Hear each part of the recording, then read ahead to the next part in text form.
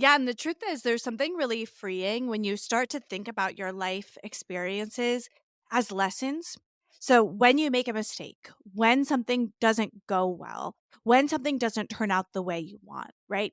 You could wallow in it and think, I made this horrible mistake. I'm horrible. Have it affect your self worth, have it affect who you are. Or you can say, what have I learned? What would I do differently next time?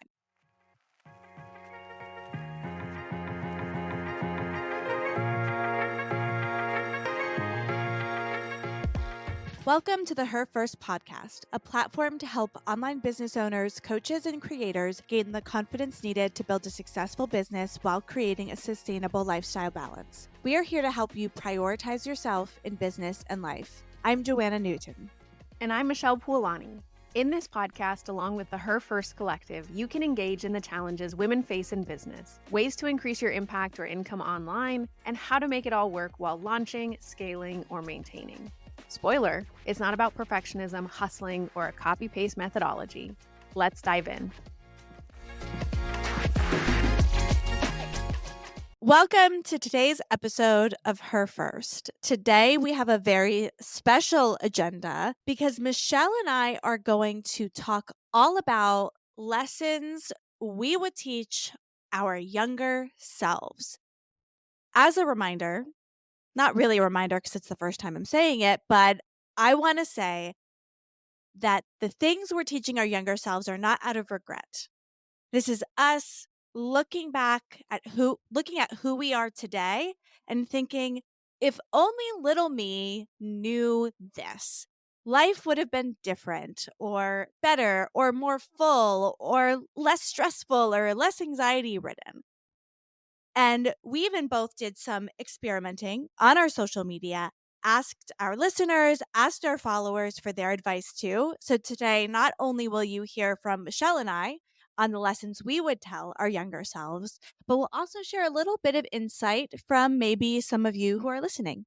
Excellent point, Joanna. I think as we look back at life lessons, it's not necessarily regrets that we've experienced or things that we even would have done differently, because at the end of the day, we are who we are because of those choices, because of those things that happened to us, because of those life experiences, things that we can reflect on and say, oh, this is something that I know I can take into the future and that can dramatically change or impact my habits and the way that I live my life to feel more satisfied, more full, more joyful. Lots of these lessons hopefully will help you wherever you are on your journey, as well as relate to. When you're thinking about the lessons that you've learned up until this point, looking at your younger years or your youth, and again, not sitting in that place of regret or upset, but just identifying, oh, this is something that I have learned over time or that I wish I had learned sooner, because I almost just felt like there's an example that one of my mentors uses of the lessons that we learned, starting with like a rock. It's just like a tiny little pebble and it gets thrown to you and it's something that comes into your path and you experience it, but maybe you don't pay attention right away. And the next time that rock is a little bit bigger, it's a larger stone. And then it continues and continues until it becomes that boulder. And the idea is to learn these lessons before they become the boulder. I feel like there are certain lessons that I've learned quickly and easily, and some that have taken me a lot longer, and they've become that boulder. And so, ideally, as we're reflecting on these, just giving yourself an opportunity to think and say, what have I learned? What's something that I'm still learning today? And what are things that I can help impart for other people so that we can share in the relatability of them, or hopefully help them learn them along their journey so they don't get to the place of being that boulder? Yeah, and the truth is, there's something really freeing when you start to think about your life experiences as lessons. So, when you make a mistake, when something doesn't go well, when something doesn't turn out the way you want, right? You could wallow in it and think, I made this horrible mistake. I'm horrible. Have it affect your self worth, have it affect who you are. Or you can say, what have I learned? What would I do differently next time? That's what we do a lot in my business. When something goes wrong with a client or is a little off or was more difficult than it needed to be, we'd be like, okay, what do we change about our process? What can we add? What can we change to make this better? Rather than think, oh, we're horrible or that person's horrible or whatever it is. We just learn from it and move on. I'm going to get started with my first lesson. And I have, like, by the way, I have a surprise sort of juicy lesson coming. Something I've like never said out loud to like just about anyone will be coming, but I'm not ready yet. So I'm going to share a less dramatic lesson first, and we will get there. We've gotta work into it. Y- This will take some Yeah, time. We're, like, waiting I'm gonna in. I'm gonna work my way up to this one. But to get started, I know one thing I want to tell to my younger self, and this would probably be to like fourth grade Joanna. I want to tell her that you are actually better at math. And the reason I want to tell her that is because in my heart of hearts, as I was going through school, I was getting my education, I truly believed like my academic gifts lied in writing, languages, creative arts, all of that. But what's absolutely hysterical is all of the numbers, all of the data told me otherwise. When I was in third grade, I was placed into an advanced math. No, not third grade, fifth grade. I was placed into an advanced math, and I did fifth grade and sixth grade math in 1 year. So I spent all of my grades above like a grade level in math. When I was in sixth grade, they sent us to the middle school for math class. There was a group of us.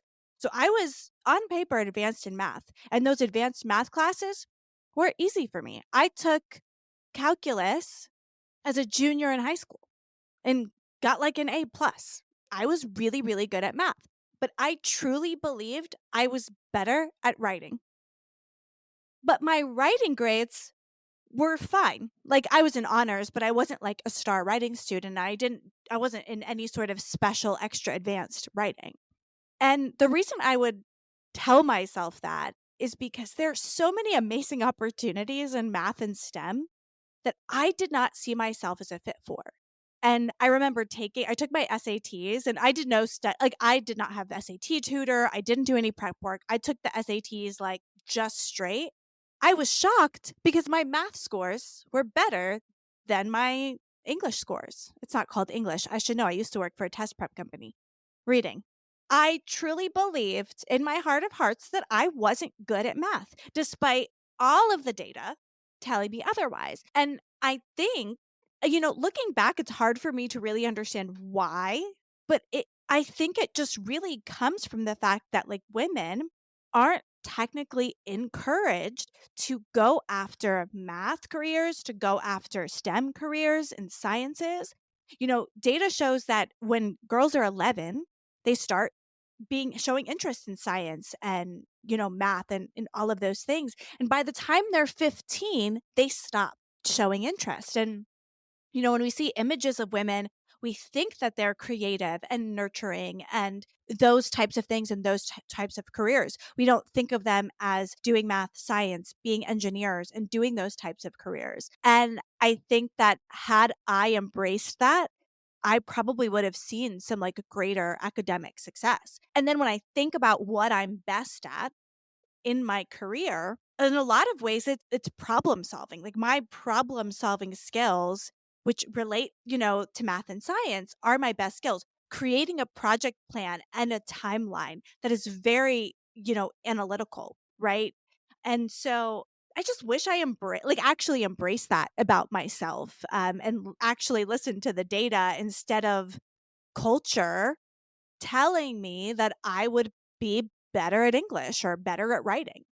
I think there's a big lesson in there for all of us about leaning into our own strengths and not necessarily looking to external validation to tell us what we should be good at, what we should excel in, or how we should be acting and how we're showing up in the work that we're doing, the schooling that we're appealed to, or the work that we want to do for ourselves as we start to take on jobs and employment and everything else. So, I think that's a great learning lesson to experience is to say, like, no, you are skilled at this thing and it's okay to be skilled at it. I remember in my childhood that there was so much trying to not be like the top of class. Not that I was like valedictorian or anything, but I tried really hard to hide how well I did in school and not be the first to answer questions because I don't even know if it was like a location thing or just a generation thing, but it wasn't really that cool to be smart.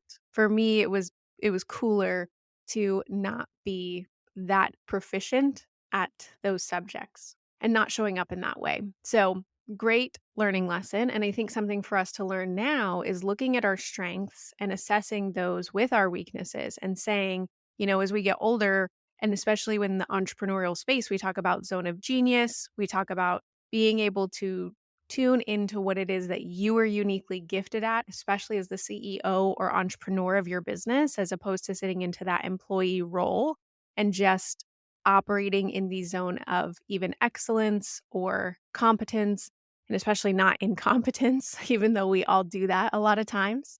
Giving ourselves the opportunity to really lean into what we're uniquely qualified to do and own that and charge for it and let our businesses be based off of that. So, my lesson is somewhat tied into that with strengths and weaknesses. But as I was growing up, I always got the feedback, and still to this day, I always get the feedback that I'm an old soul. And so, even when I was 12, 14, 16, in that age range, I often was misinterpreted as older than I was. And so I think psychologically that put me in a different place, as well as kind of being parentified throughout my childhood with my family dynamic in the way that my parents were split and older and younger sister and being the middle child. It put me in a place of service. It put me in a place of kind of growing up more quickly and being the responsible one, being the financially savvy one, being the person that everyone looked to be the mediator, the go between, the one that was relied upon. And so with that, I felt like youth was a negative thing. I always thought that my age was acting against me because I was so young. Even though I embraced and celebrated where I was at the time, like I was grateful to be at the age that I was when I was there, I always saw that being young was a negative thing. And I've seen this recently in some of my business group settings is hearing younger, especially women, say that they need to prove themselves or that they need to meet a certain level of expectation, or that they need to be further along than they actually are. And I think that's where this lesson comes in is that we all think that we should be further along.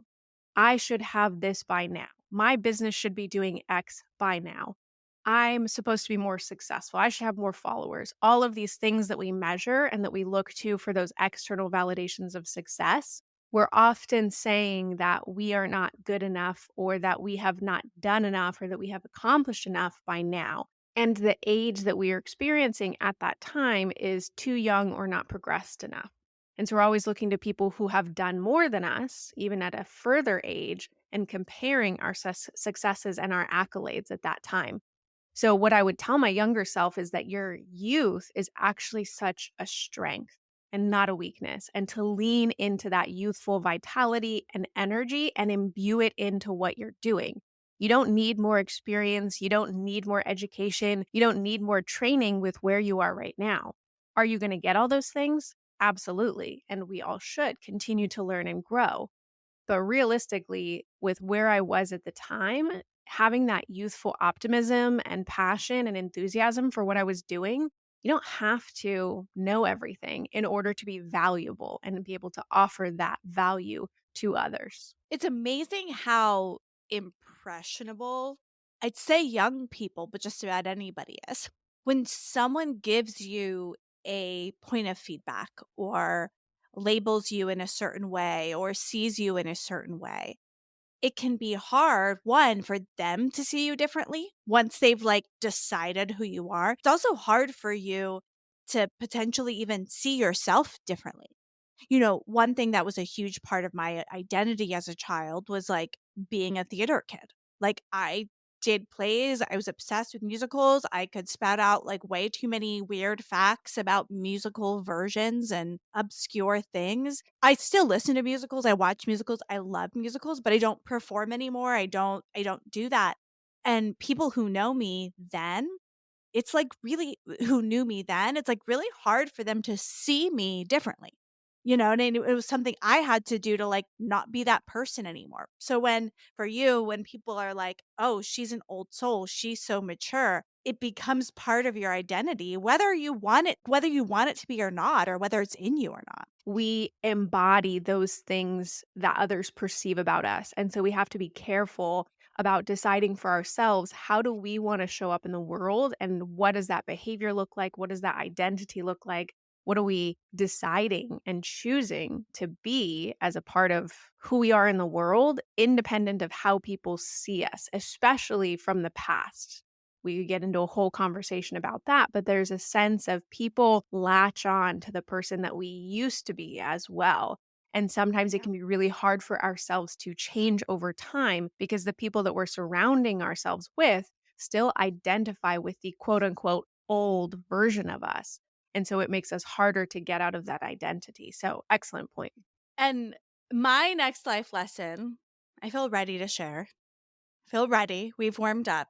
Is really baked into a past identity for myself of being a very religious person. I've talked about on this podcast how I was born into going to church and reading the Bible and completely indoctrinated into a very specific worldview that had very narrow ideas of how you should behave, how you should act, what you should do. And the truth is, I learned a lot of great things. Like, there are good things I learned from that world, but there's also so much shame and so much guilt and so much junk all tied into all of those memories. And for me, it wasn't until my early like, my separation from that thought was definitely a process, but it really wasn't truly until my early 30s that I really broke free from a lot of those thought patterns and some of the damaging things that existed, and that's hard for me. So when I look back, actually, all of these life lessons kind of feed into that life because I truly was a very different person 6, 7 years ago. It's almost like 2 different life phases, and the thing that I would one of the things I would tell my younger self would be to not be such a prude. Growing up the way I grew up, having sex or any sort of sexual experiences outside of marriage was like the worst thing you could do. And I don't know how familiar, Michelle, you are with like the world of purity culture. Is that something you're like familiar with? No, not technically, not that terminology. I mean, I've studied world religions, but religion was not something that was introduced to me from a young age, so it's not something that I'm very familiar with at all. In the world of purity culture, and for those of you who have been in this world or are currently in this world, what it's talking about is just the attitude that the, modern American Christian evangelical church has towards sex. And it is don't have it until you're married. Sex is for marriage only, and that would include anything is on that list. And even like kissing, like you should not be kissing anyone unless you're like seriously contemplating marriage. Like this person better be potential marriage material. So, one thing about me is I am a 38-year-old woman and I have seen one man naked in my entire life. One man. And I love my husband. Life worked out the way it should. He is my soulmate. We are meant to be together and it is super special that we have that.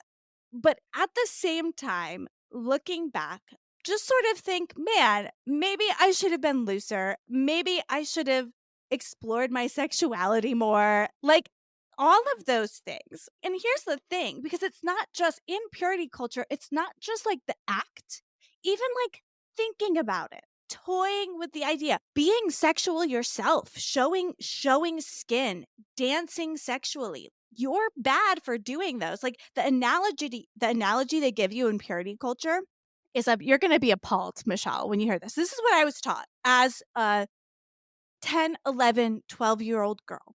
A pastor would get up on a stage, probably a man to a group of young girls, take out a tissue and say, like, look, this tissue is clean. It's perfect. Blow their nose, show the snot, and be like, now it's dirty. This is what it's like when you have sex. And you can't clean the tissue. And people still get taught this. Like, I'm getting red, I'm getting emotional because you're literally taught that if you have sexual thoughts, if you do anything sexual, if you kiss a boy that you might not want to marry, you're ruining yourself. You're making yourself dirty. I'm still affected by that mentally. It's an overwhelming piece of information to consume, and I can't imagine what it's like growing up with that energy to think that you are such a bad person, you're dirty, like, all of these things will be ingrained into you, when realistically, natural human instinct and urges are telling you differently. And so you have this overarching authoritative energy over you, essentially controlling you, and doing so through shame and guilt and embarrassment and making you feel bad about the emotions and sensations that are coming up within you. That must be really challenging. I hope you've had therapy. I really should go to therapy. I've, like, never been to a therapist. That would be, like, a whole nother funny I went to a therapist once, and it was for, like, normal teenage stuff, and that's a whole 'nother thing, but the therapist was like, "You're not crazy," so it was okay. But I should probably go to therapy one day for all of this. I do a lot of internal work. Do you know what I mean? Like, Yes. Yeah, and the internal but work is totally important, and it's not to say that you have to go to therapy by any means. I've just been in therapy for a really long I time, know. and I don't even have the kind of scars and trauma that comes from a religious upbringing 'cause, I came from a So very much. my parents did do church and religious things when they were younger, but when they got divorced, they kinda got ousted from the church, and so both of them took to their own experience with spirituality because of that. They kind of saw the rudeness, the conservative thought process that came along with it, as well as the lack of actual compassion and kindness that comes with religious rules. Unfortunately, because I think what's preached in a lot of religions is that compassion, especially when you're thinking of the Christian religions, you're thinking about that compassion, that care for your brother, your sister, mankind. But oh, if you do these things, you're not actually going to be a part of our group anymore. And we're going to chastise you and treat you poorly. So, that really realistically, Make it make sense we don't need to go because down that it doesn't. religious discussion, but ultimately none of it makes sense. I mean, like the thing is when you study world religions, it's very different than actually seeing what happens on the stage of how people enact religion. It's two very different things.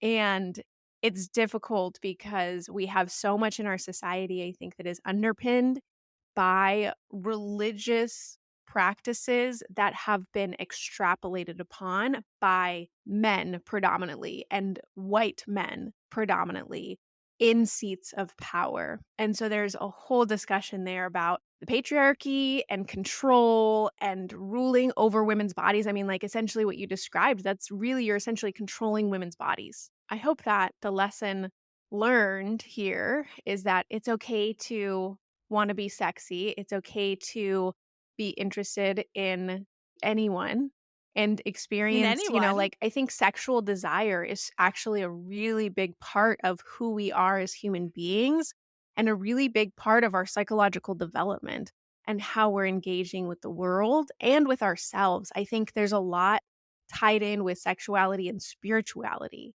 because there's so much having to do with like creation. There's so much having to do with creation there that I think that's a larger discussion. So, anyway, I've gone off track. But you're So still on track. you would tell yourself to not be such a prude. Yeah, Yeah. 100%. Loosen up, Joanna. Loosen up. Loosen up. Not to say that you had to be more loose, because that was a hilarious comment. Not Correct. necessarily that you needed to Yeah, be loose, but correct. just to loosen up a little bit. Yeah, 100%. So, my next lesson is honoring your own integrity with yourself.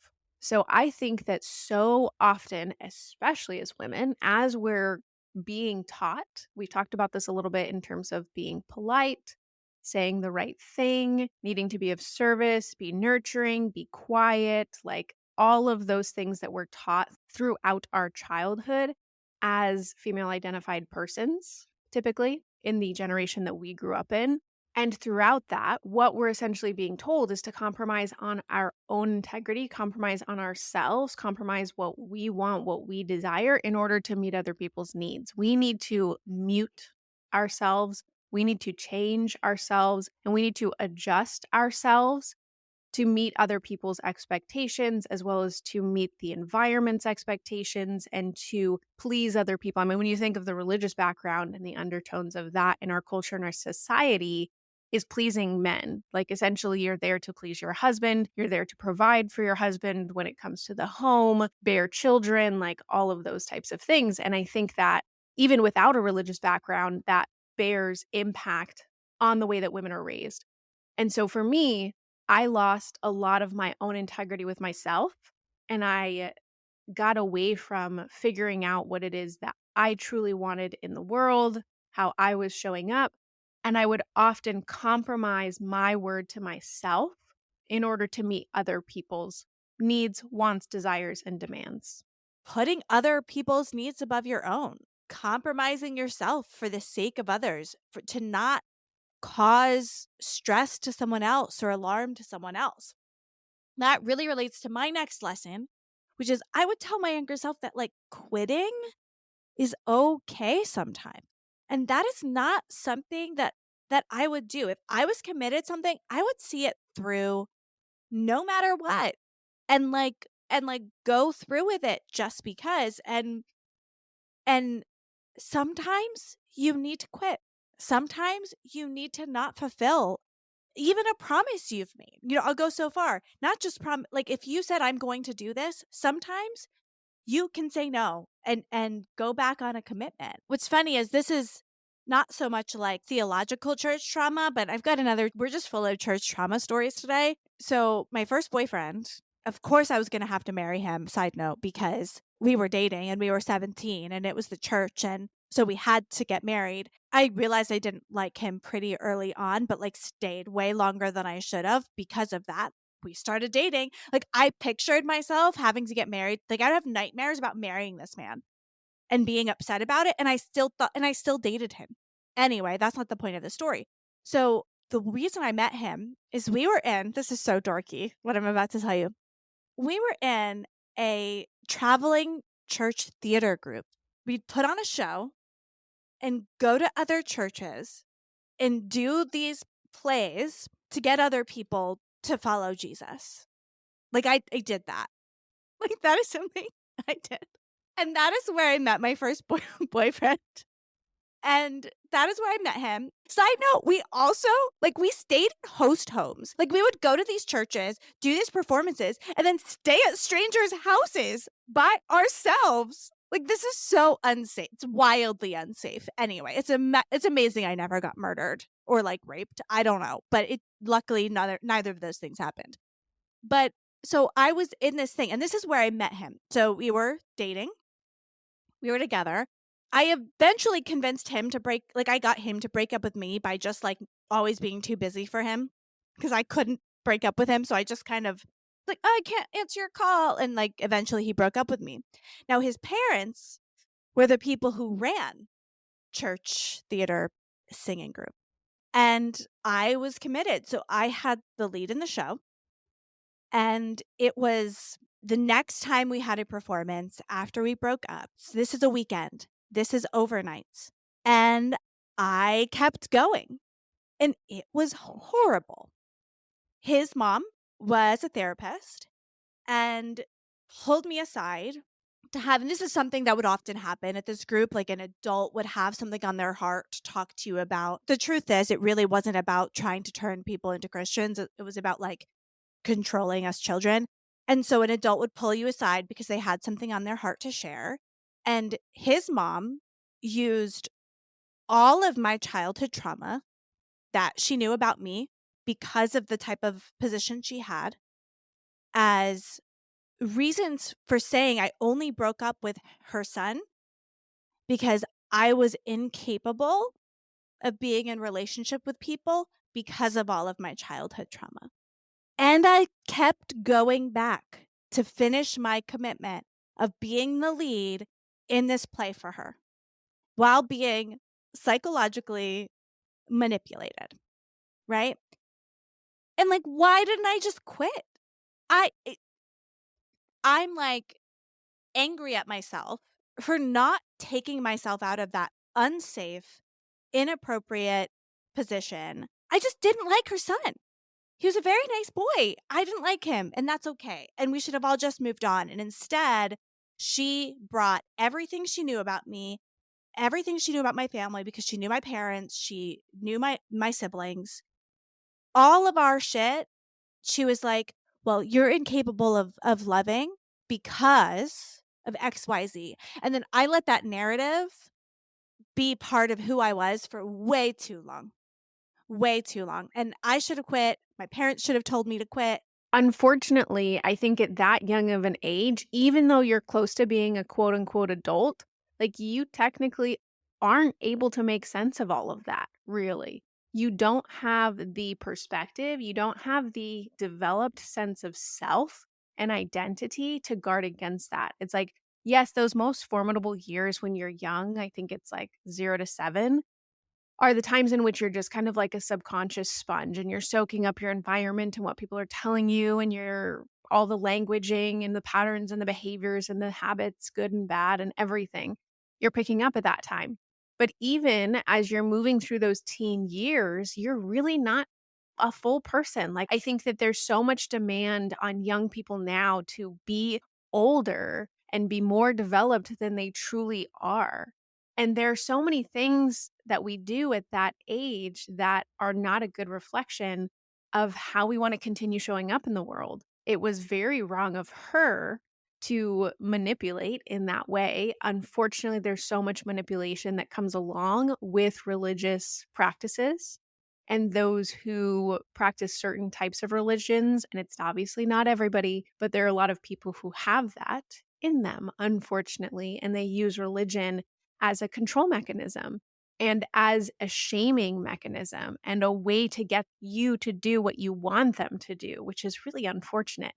And so at that age, 17, even though again you're close to being an adult, you don't have the faculties necessarily to decide and discern for yourself that this is an unsafe environment for me, that I don't have to listen or internalize what it is that you're saying to me, and that I get to make different decisions and leave this situation or leave this environment. That's really difficult. And there are a lot of instances in which we compromise again ourselves and the integrity that we have with ourselves. And we try to meet other people's needs and say, okay, well, I committed to this. I'm going to let this person down. If I leave, I have to fulfill my obligation. But at the end of the day, if you're really soul searching and if you're really tuned into yourself as you grow older, as you become an adult, as you do a lot of this self discovery and personal development, then you have the opportunity to say, I know that I said yes to this before, but it's still within my ability to say no now. And I can say no whenever I want. Doesn't matter what I've agreed to so far. I mean, even just think about consent and sex. Just thinking about sex is like if I'm getting hot and heavy with a guy, which the same thing, I have seen more men naked than you. Well, good for you. Yeah. Like that would have been great. I mean, it's not to say that any of those were bad or good experiences, but it's not to say that I needed to have all of those experiences. But I am glad that I had those experiences prior to meeting my now husband, Jeremy. And I've been with Jeremy for over 10 years. So he's the only person that I've been with in a long time, relatively speaking, to my life, almost about a third of my life at this point. So when I was in not with Jeremy, obviously, and actually even now, because I will say, just because you're husband and wife doesn't mean that you consistently and always have consent to have sex with the other person. That is not what a marriage is, nor any relationship for that matter. But again, rabbit hole. So when I was in that dating space, even if you started down that path with a person, for me, a man, you have at any point the right to say no. That is consent, right? Just because you said yes before doesn't mean that you have to continue. You can stop at any time and you have that right and that prerogative. So, with anything else that we take on, and this makes me think of a job that I had. One of the only actually big regrets that I have and life lessons that I have is that I actually skipped a wedding for work. And I had like put in my notice to the work a couple of weeks. I didn't ask for the time off. It was a whole thing. And they were actually going out of business soon thereafter. So it was kind of like, it was hectic. It wasn't exactly a great environment, but I had this sense of like, no, I have to fulfill my obligation. I have to be there. I have to make good on this thing that I committed to. And yes, there is something to be said about your integrity and how you're building relationships and showing up with other people. That's not typically what we're talking about here. That's another discussion. But what we are talking about is when something doesn't feel right, or you have something else that's a bigger and higher priority for you and your life path, you have to do that and be okay with disappointing other people. And that's okay. And that's definitely something I wish I'd learned earlier, is that it's okay to disappoint other people when you are maintaining integrity with yourself and fulfilling what you need, what you want, what you desire. Because I was the kind of person that was like, oh my God, I could never just not show up to work and totally let everybody else down. And people did that all the time. And so I wish that I'd done that more. But yeah, I'm ready for my next lesson. Are you ready for the next lesson? No, let's move Let's on to the move next on to the lesson. next lesson. So, the next lesson for me is embracing more risk. I think that I've spent a good amount of time in my comfort zone and staying safe. Although it's important, especially as a business owner, to calculate a certain level of risk. If you're looking at a new business and you say, okay, I need to garner $10 million of capital in order to get this business started, and it's not going to be very viable because of X, Y, and Z. And I have to look at all of these different components of measuring my success rate and whether I'm really willing to take on the risk of that $10 million in capital. Okay, that's not, again, what we're saying here. What we're saying is it's okay to take risk and put yourself out of your comfort zone more often because life is really long. Like, life is long. I'm only 33 right now. I turned 34 this year, but I have lived a very long life already. And hopefully, I live a whole nother 33 years and then some. And I can do a lot within that time frame. They always say that you overestimate what you can get done in a day, but you underestimate what you can get done in a year. We oftentimes don't give ourselves enough space to say, these are all the things that I want to do this year, and I can accomplish all of these things, or I can take the risk to make it happen. And we keep ourselves in this comfort zone and in this place of like, no, this is where I know that I'm safe. No, I can't do that thing that I really want to do. No, I don't want to take that opportunity. No, I can't go to that place. No, I can't write that book. No, I can't put that social media post out there. No, I could never create that product and program. And we internalize a lot of that because our brains are meant to keep us safe. They're meant to keep us in that comfort zone. I wish that I could go back and tell myself that the opportunities that I turned down or that I avoided were actually great opportunities for some amount of risk and putting myself outside the comfort zone so that I could take more action when it came to me, as opposed to saying, like, oh, I'll do that someday, or it's not a good time for that. I wish that I'd really seized more of those opportunities to do things that were outside of the norm and not worry again about the impact of it, or, well, what about my future? Well, what about needing to have the right job? Well, what about needing to again meet my family's needs, my friends' needs, my school's needs, instead of actually thinking about like, no, this is what I'm inspired to do. This is what I'm being motivated to do. And this is the opportunity that's in front of me. And I'm going to seize it. I'm going to take that risk. I think that's such a good lesson. I think that's something, like, I need to learn now. Like, I should tell my now self that. One of the things that, like, this is gonna sound like I'm bragging, but I promise you I am not.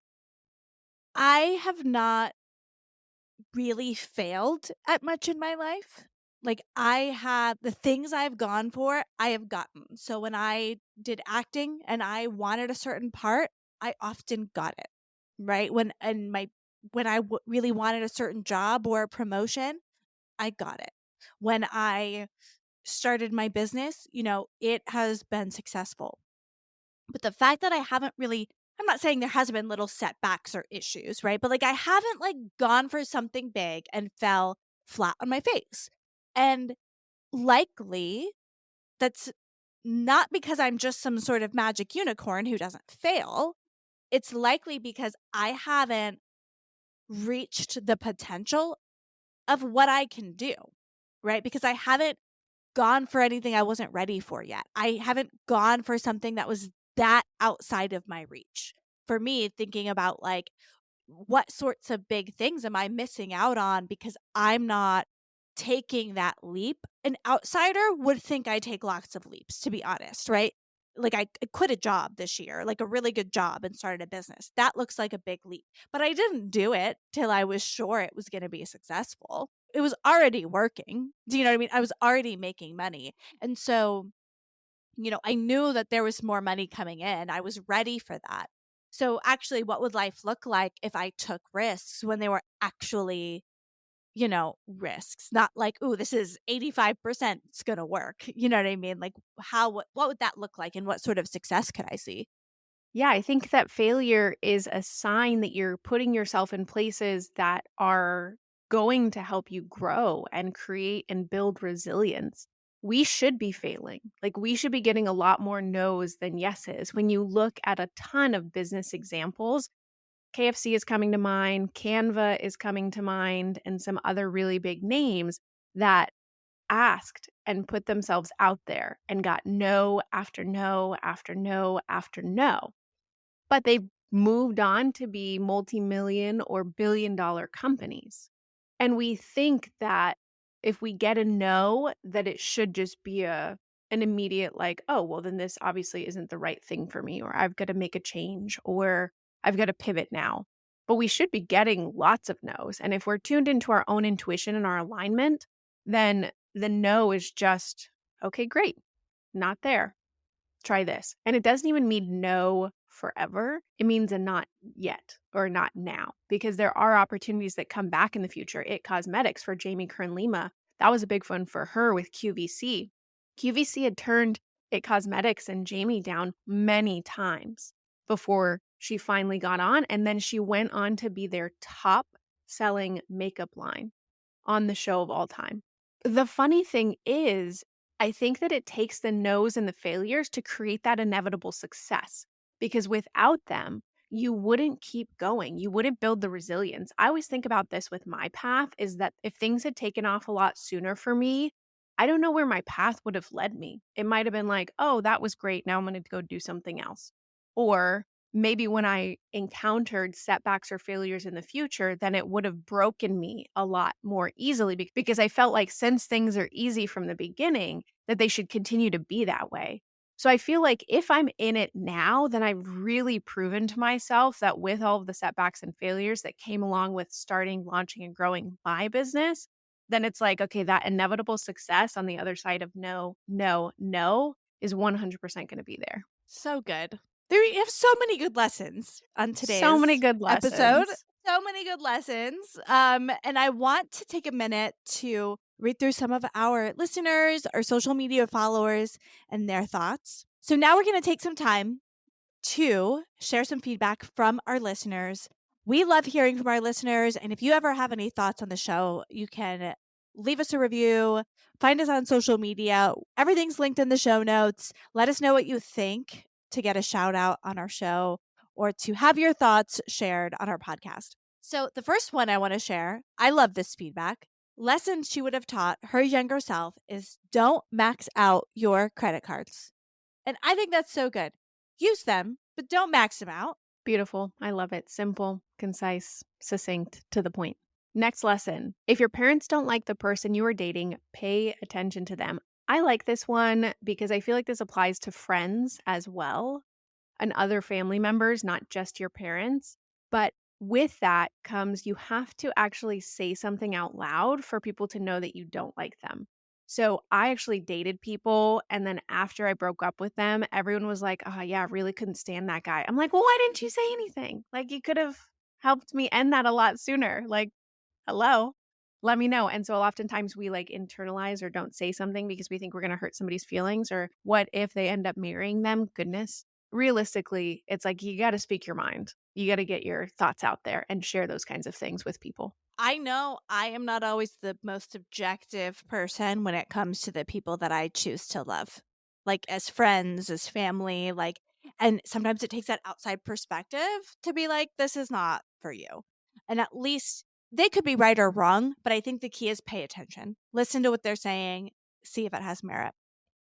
The next one is that not everything has to work out the way you hoped. Sometimes it's better, which I think is so good. Sometimes when you don't get the result you want, you don't get the job you want, something happens, there's a twist, there's a turn in your life. It can be so easy to just be super disappointed. But a lot of times things can come out better, right? Trust the process, trust the flow, keep moving on your life, and you could just end up so much better than you ever even imagined.